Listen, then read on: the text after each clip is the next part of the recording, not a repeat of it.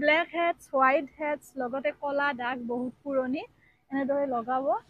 বিশেষকৈ বহুতৰে নাকৰ এই খণ্ডত সৰু সৰু গুটিৰ নিচিনা হয় আৰু কলা লেতেৰাৰ দৰে হৈ যায়। সেয়া হৈছে আমাৰ যিটো সৰু সৰু কলা গুটি সেইটোক আমি কওঁ ব্লেক হেডছ, আৰু যিটো বগা বগা এটা বগা ভাতৰ নিচিনা চাউলৰ নিচিনা থাকে এটা মুখত, সেইটো হৈছে আমাৰ হোৱাইট হেডছ। গতিকে এই ব্লেক হেডছ আৰু হোৱাইট হেডছটো সহজতে নাযায়, কাৰণ যিসকলৰ পিম্পলছ ওলাই, পিম্পলছটো শেষ হোৱাৰ পিছত তেনেকৈ ব্লেক হেডছ বা হোৱাইট হেডছ থাকি যায়। মোৰ নিজৰ ক্ষেত্ৰতো তেনেকুৱা হৈছিল। গতিকে এই বিষয়টো মই অকণমান ভালকৈ বুজো বা জানো, যিহেতুকে নিজে বহুখিনি ষ্টাডি কৰিছিলোঁ।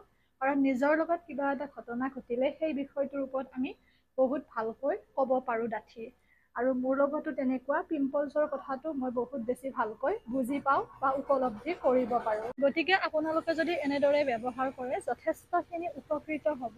আচলতে ঠাইটো সলনি কৰিব লগা হ'ল, ওচৰত বিল্ডিঙৰ কাম কৰি আছে, শব্দ আহি থাকে সেইবাবে। আৰু লগতে আপোনালোকৰ যিবোৰ ডাৰ্ক চাৰ্কল আছে বা কাৰোবাৰ যদি পিম্পলছৰ দাগ আছে, বা ধৰি লওক আপোনালোকৰ যদি বহুত পুৰণি কিছুমানৰ কলা চৰম পৰাৰ নিচিনা হয়, যদি সেয়া হৈছে তেতিয়াহ'লে আপোনালোকে এই পেকটি যদি ব্যৱহাৰ কৰে যথেষ্টখিনি উপকৃত হ'ব ব্লেক হেডছ, হোৱাইট হেডছৰ লগতে।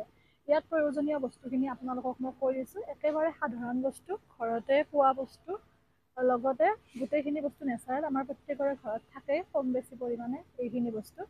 ইয়াত লাগিব আপোনালোকক বেচন এচামুচ, আৰু লগতে চাউলৰ গুড়ি, যিকোনো ভাত খোৱা চাউলৰ গুড়ি আপোনালোকক লাগিব এচামুচ, আৰু লগতে এল'ভেৰা জেল লৈছোঁ মই এচামুচ, আৰু মৌজোল লৈছোঁ এচামুচ। এই 4বিধ বস্তুৱে লাগিব ইয়াতে, আৰু বাকী একো বস্তু নালাগে। মৌজোল, এল'ভেৰা জেল, বেচন, লগতে ভাত খোৱা যিকোনো চাউলৰ গুড়ি। আৰু যদিহে আপোনালোকৰ চাউলৰ গুড়ি নাথাকে তেতিয়াহ'লে আপোনালোকে অকণমান চাউল তিয়াই পেলাই পিচি ল'লেও আপোনালোকৰ হৈ যাব। তাৰপিছত গোটেইখিনি বস্তু ধুনীয়াকৈ মিহলি কৰিব। আৰু যদি কাৰোবাৰ চকুৰ গুৰিত ক'লা ক'লা আছে, ক'লা দাগ আছে বহুত, বা ধৰি লওক মুখখন বহুত লেতেৰা নিচিনা, একেবাৰে গ্ল' এটা নকৰে, তেতিয়াহ'লে ইয়াতে আপোনালোকে অকণমান কেঁচা আলুৰ ৰসো এড কৰিব পাৰে। কেঁচা আলুটো ধুনীয়াকৈ বাকলি গুচাই ৰুকনিত ৰুকি পেলাই ৰস উলিয়ালে ধুনীয়াকৈ ৰস ওলাই যায়।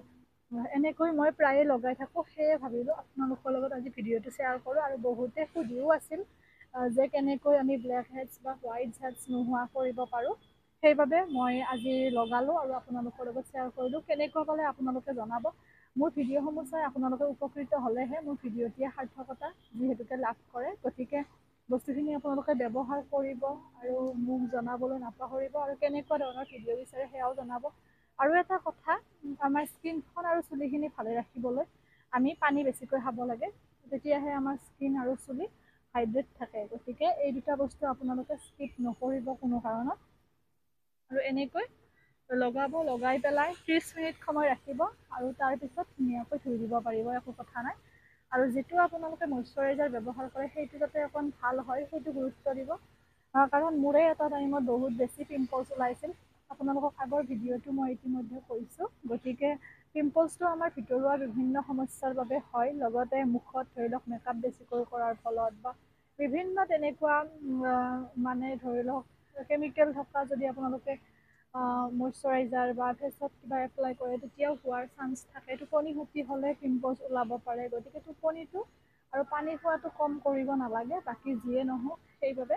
কাৰণ প্ৰথম লকডাউনৰ সময়ত টোপনি ক্ষতি হোৱাৰ আচলতে তেনেকৈয়ে মোৰ পিম্পলছ ওলাইছিল, আৰু সেইবাবে মই বুজি পাওঁ যে টোপনিৰ বাবে পিম্পলছটো সৰহকৈ ওলোৱা দেখা যায়। গতিকে এৰিছোঁ আজিলৈ, পুনৰ নতুন ভিডিঅ' এটিয়ে লগ পাম। সকলো ভালে থাকক, সুস্থ থাকক, হাঁহি থাকিব, শ্বেয়াৰ কৰিব যাতে সকলোৱে উপকৃত হ'ব পাৰে ব্লেক হেডছ, হোৱাইট হেডছ বা মুখত হোৱা বিভিন্ন কলা দাগ বা ধৰি লওক তেনেকুৱা সমস্যাৰ পৰা। আৰু এটা কথা, এদিনতে আপোনালোকে উপকৃত নহয়, কাৰণ এদিনতে একো বস্তু ঠিক নহয়। আপোনালোকে এসপ্তাহ ব্যৱহাৰ কৰিব লাগিব, আৰু বস্তুখিনি তৈয়াৰ কৰি ফ্ৰিজত ৰাখি দিবও পাৰে, একো সমস্যা নাই।